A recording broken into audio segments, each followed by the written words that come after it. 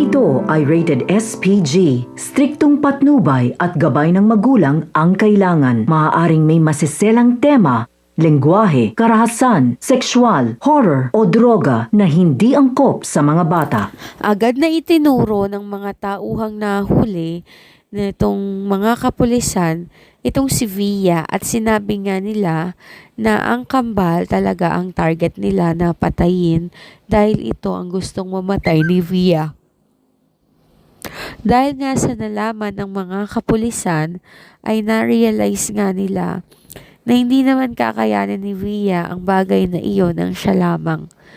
Nakakasiguro sila na meron itong kasabuat. Hindi naman nag-deny ang mga nahuli nila at agad nga nilang itinuro itong ang si Melania. Nang puntahan nga nila ito sa bahay ay wala na nga.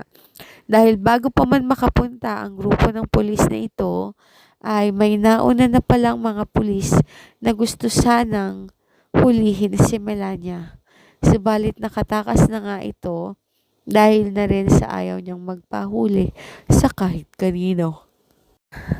Patong-patong na kaso ang kinakaharap ngayon nitong si Via at nitong ang si Melania dahil hindi lamang ang tangkang pagpatay sa mga kambal ang kanilang kakaharapin kundi pati na rin ang ginawa nga nilang pagpatay dito kay Darius.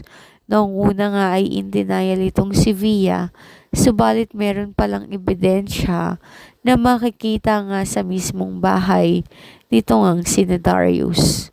Nakapag-record pa lang CCTV footage banda sa lugar kung saan nga sinakalitong si Darius. Subalit, itinago nga nila ang kopya ng CCTV footage na yon.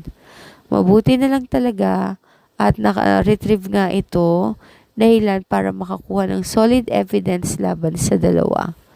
Nang gumulong na nga ang kaso, ay dito na nga na-realize ni Chris na sobrang selos talaga ang nararamdaman nitong si Via dito nga kay Rosel.